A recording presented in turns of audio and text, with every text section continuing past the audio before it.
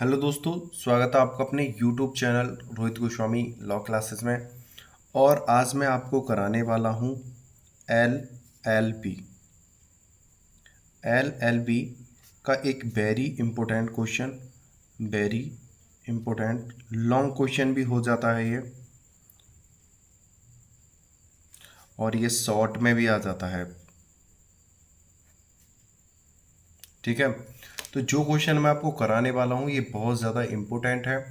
Long में भी आता है, शॉर्ट में भी आता है, 10 नंबर में भी आ जाता है, 20 में भी आ जाता है, कभी कभार ये 4 नंबर में भी इसकी मांग आ जाती है। ठीक है, तो इसलिए इस क्वेश्चन को हम अच्छे से देखेंगे। क्वेश्चन बहुत ही ज़्यादा इम्पोर्टेंट है। ज़्यादा बात ना करते हुए डायरेक्ट हम अपने क्वेश्चन पे चलेंगे। क्वेश्चन के बाद हम तुरंत अपने आंसर को देखेंगे। ठीक है, हमारा जो क्वेश्चन है, क्वेश्चन ये है, भारत में दंड का कौन सा सिद्धांत उपयुक्त है। जो भारत है, हमारा जो देश है, उसमें जो दंड कितने प्रकार के हो सकते हैं। दंड एक तो होता है, दंड कितने प्रकार के हो सकते हैं, लेकिन यहाँ पे बोला है भारत में दंड का कौन सा सिद्धांत। एक होता है दंड के कितने प्रकार होते हैं, वो आईपीसी में होता है, वो अलग मैटर है उसका। एक होता है दंड का कौन सा सिद्धांत उपयुक्त है, यानी किस प्रकार का दंड दिया जाना चाहिए, ये बात यहाँ पे है। इसमें अंतर समझ लेना। आईपीसी के अंदर ये बोला जाता है दंड के कौन कौन से प्रकार हैं। दंड के प्रकार, ये आईपीसी का क्वेश्चन हो जाता है हमारा। और ये होता है दंड का सिद्धांत। दंड का सिद्धांत ये अलग क्वेश्चन है। ये क्वेश्चन आपका कॉन्स्टिट्यूशन में पूछा जाता है, यानी संविधान में। इस क्वेश्चन की डिमांड आपसे की जाती है संविधान के अंदर। और ये दंड के प्रकार आपसे जो डिमांड की जाएगी, कभी क्वेश्चन आपसे पूछा जाएगा तो ये आईपीसी के अंदर पूछा जाएगा। तो ये जो मैं आपको कराने वाला हूँ ये कॉन्स्टिट्यूशन वाला है, संविधान वाला है। दंड का सिद्धांत, दंड का कौन सा सिद्धांत उपयुक्त है, यानी किस प्रकार का दंड दिया जाना चाहिए, उस चीज को हम अच्छे से पढ़ते हैं, समझते हैं। भारत में दंड का कौन सा सिद्धांत उपयुक्त है। भारत में दंड के लिए एक सिद्धांत ना होकर दंड का समन्वित रूप होना चाहिए। इन्होंने बोला है भारत में कोई एक प्रकार का दंड ना लगाकर, किसी को एक प्रकार, सभी व्यक्तियों को एक जैसा दंड ना देकर, उसमें कुछ अंतर होने चाहिए। ठीक है, ये नहीं है कि किसी ने कैसा भी अपराध करा हो, छोटा बड़ा अपराध हो या हत्या हो, किसी ने छोटी सी मारपीट की है, उसके लिए मतलब अलग अलग प्रकार के दंड होने चाहिए। अपराधी जो होता है, कभी तो ऐसा होता है वो बहुत ज़्यादा खूंखार किस्म का है, और उसकी जो मनोवृत्ति है और जो उसकी मन की स्थिति है वो इसी प्रकार की है कि उसे अपराधी करने हैं। कभी कभार जो अपराध होता है मजबूरी बस हो जाता है, या कभी अचानक भी कुछ बहुत सारे अपराध गुस्से में हो जाते हैं, लेकिन वो व्यक्ति उस प्रकृति का नहीं होता है। तो इसलिए सरकार का जो मानना है कि वो ये है कि जो है अपराध हैं कुछ इस प्रकृति के होने चाहिए कि उसमें जो बुजुर्ग, बालक, महिलाएं, उनको थोड़ी सुरक्षा मिले और उन्हें एक सुधरने का मौका मिले। तो इसी के ऊपर ये क्वेश्चन है। अब इस क्वेश्चन को पढ़ते हैं, इससे अब आपकी समझ में थोड़ा आसानी से आ जाएगा। ज़्यादा बात ना करते हुए चलते हैं अपने टॉपिक पे। सामंड के अनुसार, सामंड कहते हैं दंड सुधारात्मक और प्रतिषेधात्मक पद्धति के समन्वय के आधार पर दिया जाना चाहिए। सुधारात्मक होता है किसी व्यक्ति को सुधारने के लिए हमें उसे दंड दिया जाना है।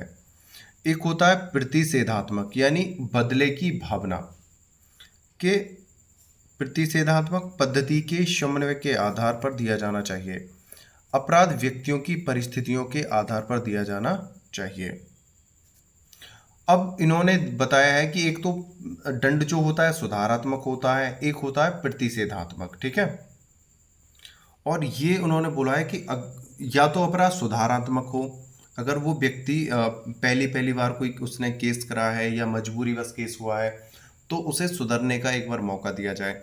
लेकिन वहीं पे जो एक व्यक्ति बहुत ज़्यादा पागल किस्म का है, उसकी जो मनोवृत्ति है वो अपराध की ही है, उसे कठोर दंड दिया जाना चाहिए। ठीक है, कुछ अपराधी सामान्य और स्वस्थ प्रकृति के नहीं होते, उनके साथ सुधारात्मक पद्धति का प्रयोग करना बेकार है। जो इन व्यक्तियों का उद्देश्य यही है कि मार काट, लूट, डकैती, बलात्कार, रेप, इस प्रकार के उनका जो कृत्य है वो इसी प्रकार का है, वो कभी सुधरने वाले नहीं है। तो उन व्यक्तियों के साथ अपना समय ना गवाकर उन्हें सुधारने की कोशिश ना कर कर जेल जो होती है हमें सुधारने के लिए डाला जाता है, उसमें अपराधी अपराध ना करे बाहर और ये थोड़ा सुधर जाए, ठीक है।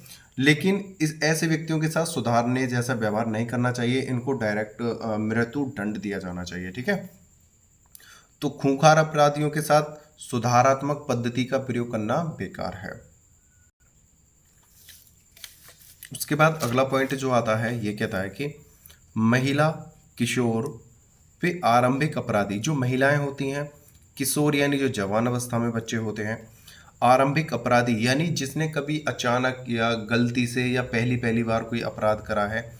इसका मतलब अपराध में ये नहीं कि उसने पहली पहली बार अपराध करा है, उसने बलात्संग कराया यानी बलात्कार कराया तो वो उसने पहली बार करा उसे छोड़ दिया जाए, नहीं। यानी कोई ऐसा मामला है जो व्यक्ति थोड़े दंड के साथ उसे सुधारा जा सकता है, बाल गृह में रखा जा सकता है। ऐसा नहीं कि उसने हत्या की है, उसने ऐसा अपराध करा है जो बहुत ज़्यादा खूंखार है, या उसने किसी लड़की के संग बदतमीजी की है। इस प्रकार के केसों में उसे सुधारने का मौका नहीं दिया जाना चाहिए। लेकिन ये भी है कि अगर कोई आरंभिक अपराधी से मतलब है जिसने अचानक या सडनली या अपने बचाव में आते हुए कोई अपराध हो जाता है, तो ऐसे व्यक्तियों को सुधारने का मौका दिया जाना चाहिए। तो महिला, किशोर वे आरंभिक अपराधियों के साथ सुधारात्मक पद्धति का प्रयोग करना चाहिए जिससे सुयोग्य नागरिक के रूप में पुनः स्थापित किया जा सके। यदि किसी बच्चे से, महिला से या पहली बार किसी व्यक्ति से अपराध होता है तो उसे सुधरने का एक बार मौका दिया जाना चाहिए जिससे कि वो पहले की तरह ही एक अच्छा नागरिक बन जाए, ठीक है। अब बात करते हैं मृत्युदंड के पक्ष में तर्क। मृत्युदंड के पक्ष में क्या तर्क है। कुछ विद्वानों का मानना है कि मृत्युदंड को समाप्त किया जाना चाहिए, समाप्त किया जाए, क्योंकि मृत्युदंड से कोई सुधारात्मक गुण नहीं हुए हैं, उन्हें ही अपराध में अपराधियों में कमी हुई है। कुछ विद्वान जो हैं ये कहते हैं कि जो मृत्युदंड है इसको खत्म किया जाए, क्योंकि अगर मृत्युदंड दिया जा रहा है तो उससे ऐसा होना चाहिए कि अपराध जो सभी समाप्त होने चाहिए। लेकिन जब जब हम मृत्युदंड दे रहे हैं अपराधों में और ज़्यादा वृद्धि हो रही है, कहीं पे कमी नहीं हो रही है। लेकिन ये मानव हत्या को तो रोका जाए, अपराध तो हो ही रहे हैं, अपराधों में कमी फिर भी नहीं हो रही है, तो मानव वध को रोका जाए। तो यहाँ पे कुछ विद्वानों का ने कहा है कि मृत्युदंड को समाप्त किया जाए क्योंकि मृत्युदंड से कोई सुधारात्मक गुण नहीं हुए और न ही अपराध में अपराधियों की कमी हुई है। मतलब मृत्युदंड दिया जा रहा है लेकिन ना तो अपराधियों में कमी आई है अपराध करने में और ना ही अपराध कम हो रहे हैं। मृत्युदंड केवल हत्या, बलात्संग और देशद्रोह में होना चाहिए। लेकिन इन्होंने तर्क क्या दिया है कि मृत्युदंड को खत्म किया जाए, लेकिन मृत्युदंड को कहाँ दिया जाए, या तो कोई बहुत ज़्यादा ही गंभीर तरीके से किसी की हत्या की गई है, या कोई बलात्संग का मैटर है, या देशद्रोह का मैटर है, तो उनमें तो आप उन्हें फांसी दे दो, वो उचित है, ठीक है। आज संसार के काफ़ी देशों में मृत्युदंड को समाप्त कर दिया गया है और वहाँ अपराधों में कमी हुई है। रूस 1947 में मृत्युदंड को समाप्त कर दिया गया था। इटली 1984 यानी 1984 में इटली में मृत्युदंड को समाप्त कर दिया गया था। Denmark, Finland, Norway, Holland, Belgium, Sweden तथा अमेरिका के कुछ राज्यों में मृत्युदंड समाप्त कर दिया गया है। इन राज्यों में मृत्युदंड को समाप्त कर दिया गया है और यहाँ पे जो अपराध की संख्या है पहले के मुताबिक बहुत ज़्यादा कम हुई है। अपराध जो है नाम मात्र के लिए वहाँ पे रह गए हैं और यहाँ पर मृत्युदंड जैसी जो अपराध हैं इनको समाप्त कर दिया गया है। मृत्युदंड के पक्ष में तर्क। कुछ विद्वानों का मानना है कि मृत्युदंड कायम रहने के पक्ष में है। उनका मानना है कि मानव व्यवहार प्रतिषेधात्मक यानी बदला लेने वाला है, यानी कि मानव का जो व्यवहार है वो इस प्रकार का है कि अगर इसने मेरी हत्या की, मतलब मेरे घर वालों की हत्या की है, मेरे परिवार वालों को मारा है, मेरे दोस्त को मारा है, तो मैं भी इससे मृत्यु का बदला मृत्यु से ही लूंगा। अगर इसने मेरे भाई का हाथ तोड़ा है, मेरी फैमिली का हाथ तोड़ा है, मेरा हाथ तोड़ा है, तो मैं भी इसका हाथ ही तोड़ूंगा। तो यहाँ पर बोला है कि मृत्यु दंड कायम रहना चाहिए, क्योंकि लोगों में डर बना रहेगा। मानव व्यवहार जो है वो बदला लेने वाला है। मानव साधारण जेल से डरता नहीं है। अगर कोई व्यक्ति जो अपराध करता है तो वो उसके मन में ये रहता है कि 2 महीने के लिए, 6 महीने के लिए, 1 साल के लिए जेल चला जाऊंगा, वापस लौट के आ जाऊंगा, लेकिन मैं सुधरूंगा नहीं, मैं तुझे फिर मारूंगा। तो जो मानव व्यवहार है वो इस प्रकार का है, वो जेल से डरता नहीं है। ठीक है, मानव साधारण जेल से डरता नहीं है। अपराध करके जेल जाकर वह और भी खूंखार होता है। अगर सपोज करो किसी व्यक्ति ने अपराध करा और उसे जेल में डाल दिया, वो और ज़्यादा गुस्सा होके 1-2 साल में छूट के आ गया, 6 महीने में छूट के आ गया, वो उससे और ज़्यादा अपराध करता है फिर। ठीक है, तो इसमें बोला गया है कि जो मानव मस्तिष्क है, जो मानव का जो व्यवहार है वो इस प्रकार का है। एक तो बदला लेने वाला है और वो खूंखार होके और आता है जेल से। अपराधी को घिनौने, जघन्य, देशद्रोह, हत्या जैसे मामलों में बिना सोचे फांसी देकर निपटाना चाहिए। इन्होंने बोला है कि जो मानव का जो व्यवहार है, एक तो वो डरता नहीं है, बदला लेने की सोचता है, और वो साधारण जेल को जेल ही नहीं समझता है, उसे तो घरांगन समझता है कि गए और आए वापस। तो ऐसे अपराधियों को, जिन्होंने घिनौने जघन्य अपराध करे हैं, देशद्रोह करा है, हत्या, बलात्संग जैसे जो मामले हैं, इसमें बिना सोचे, बिना देर करे मृत्युदंड दे देना चाहिए। भारत में विधि आयोग ने मृत्युदंड को कायम रखने के पक्ष में अपनी रिपोर्ट पेश की है। जो भारत में विधि आयोग है, उन्होंने मृत्युदंड के पक्ष में और विपक्ष में कुछ तर्क दिए हैं। उन तर्कों को हम केस के हवाले से देखते हैं।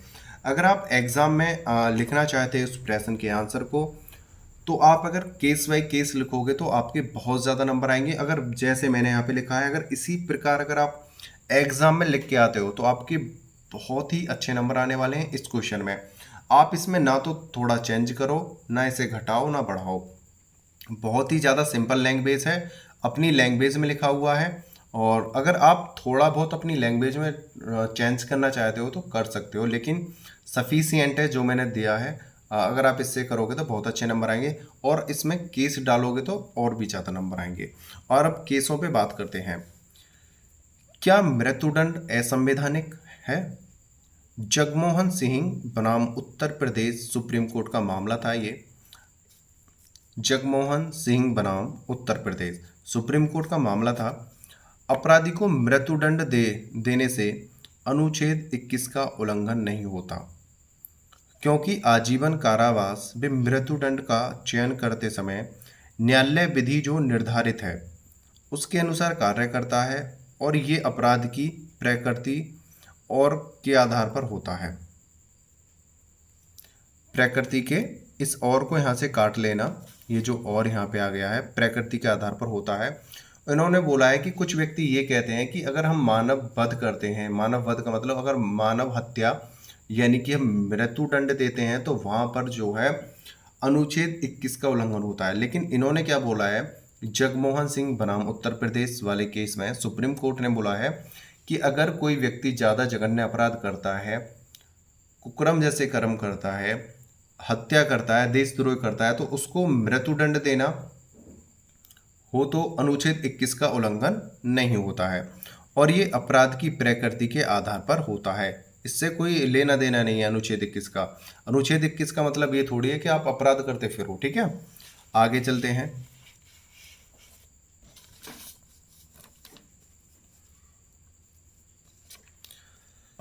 राजेंद्र प्रसाद बनाम उत्तर प्रदेश राज्य, ये भी जो मामला है सुप्रीम कोर्ट का है।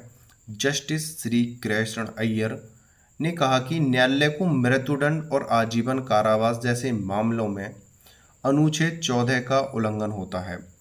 जस्टिस श्री कृष्ण अय्यर ने बोला था कि अगर किसी व्यक्ति को आजीवन कारावास या मृत्युदंड दिया जाता है तो उसके अनुच्छेद 14 का उल्लंघन होता है, इसलिए मृत्युदंड समाप्त किया जाए और ये गंभीर मामलों अपराधों में ही दिया जाए।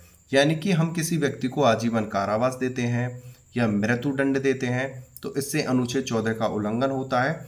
तो बड़े ही सोच समझ के जो ज़्यादा ही जघन्य अपराध हैं तो मृत्युदंड दिया जाए, नहीं तो आम तौर पर किसी को ज़्यादा कड़ी सजा न दी जाए, मृत्युदंड और आजीवन कारावास नहीं दिया जाए। ये बोला था श्री जस्टिस श्री कृष्ण ने राजेंद्र प्रसाद बनाम उत्तर प्रदेश राज्य सुप्रीम कोर्ट का मामला था। इसके बाद एक मामला और पेश आया हुआ, उसे भी देखते हैं। बच्चन सिंह बनाम पंजाब राज्य, ये भी सुप्रीम कोर्ट का ही मामला है। सुप्रीम कोर्ट ने कहा कि मृत्युदंड अनुच्छेद 14, अनुच्छेद 19, अनुच्छेद 21 का उल्लंघन नहीं करता। मृत्युदंड देना संवैधानिक है। बच्चन सिंह बनाम पंजाब राज्य में सुप्रीम कोर्ट ने बोला था कि अनुच्छेद 14, 19 और 21 का उल्लंघन नहीं होता है। मृत्युदंड जो देना है वो संवैधानिक है। अगर किसी व्यक्ति ने इस प्रकार का कार्य करा है, इस प्रकार का कृत्य करा है, इस प्रकार का अपराध करा है कि उसे मृत्युदंड से घोषित किया जाए तो उसे मृत्युदंड दिया जा सकता है और ये कोई संविधान के खिलाफ नहीं है, न ही किसी ये अनुच्छेद के खिलाफ है। ठीक है। इसके बाद दीनानाथ बनाम भारत संघ, सुप्रीम कोर्ट का एक मैटर था, उसमें भी कुछ बोला गया था इसी को मृत्युदंड को लेकर। इसमें कहा गया कि गले में रस्सी लगाकर मृत्युदंड देने का तरीका संवैधानिक है। कुछ लोगों ने ऑब्जेक्शन डाला था कि गले में फांसी लगाकर जो मृत्युदंड दिया जाता है वो गलत है, लेकिन दीनानाथ बनाम भारत संघ सुप्रीम कोर्ट के जो केस था उसमें सुप्रीम कोर्ट ने क्लियर कर दिया कि जो गले में फंदा लगाकर हम केस देते हैं, फांसी देते हैं, वो जो तरीका है वो सबसे उत्तम है और इससे अच्छा और कोई मृत्युदंड देने का तरीका नहीं है। तो जो गले में रस्सी लगाकर फांसी दी जाती है वो बहुत अच्छा तरीका है और वो कैसा है, संवैधानिक है, कानूनी तौर पे सही है। और ये बात बोली गई थी दीनानाथ बनाम भारत संघ सुप्रीम कोर्ट वाले केस में। दंड प्रक्रिया संहिता 354(5), दंड प्रक्रिया संहिता 354(5) जो गले में रस्सी लगाकर फांसी देने का प्रावधान करती है, अनुच्छेद 21 के अंतर्गत उचित है अतः संवैधानिक भी है। यानी कि हमारी जो दंड प्रक्रिया संहिता है 354(5), सेक्शन 354(5) में ये बोला गया है कि अगर किसी व्यक्ति को गले में फांसी का फंदा लगाकर, रस्सी से फंदा लगाकर अगर फांसी दी जाती है तो वो सही है, उचित है और अनुच्छेद 21 के अंतर्गत भी, अनुच्छेद 21 के द्वारा भी उचित है और संवैधानिक तौर पर सही है। तो यहाँ पर बोला था कि किसी को गले में फांसी का फंदा यानी जो रस्सी द्वारा लगाया जाता है वो सही है, गलत नहीं है। तो ये था भारत में दंड के प्रकार और मृत्युदंड के प्रकार बता दिए हैं कि किस प्रकार फांसी देनी चाहिए, संवैधानिक है, असंवैधानिक है। तो इससे आपके जो क्वेश्चन है सारे कंप्लीट हो गए होंगे उम्मीद करता हूँ। और बहुत से बच्चों की कमेंट आई थी सर इस पे क्वेश्चन बनाओ, तो मैंने और अब ये क्वेश्चन बना दिया है। आप अच्छे से तैयारी करो और उम्मीद करता हूँ यह क्वेश्चन आपको अच्छे से समझ में आया होगा। अगर आपको हमारा चैनल और हमारे द्वारा दी गई वीडियो अच्छी लगी हो तो प्लीज़ चैनल को लाइक शेयर एंड सब्सक्राइब कर लेना और बेल आइकन घंटी को दबा लेना, जिससे जब भी कोई नई वीडियो आएगी तो आपको तुरंत पता चलेगा, जिससे आप उचित समय पर अपनी तैयारी कर पाओगे। आपने वीडियो को लास्ट तक देखा उसके लिए धन्यवाद। टेक केयर, बाय बाय, जय हिंद, जय भारत।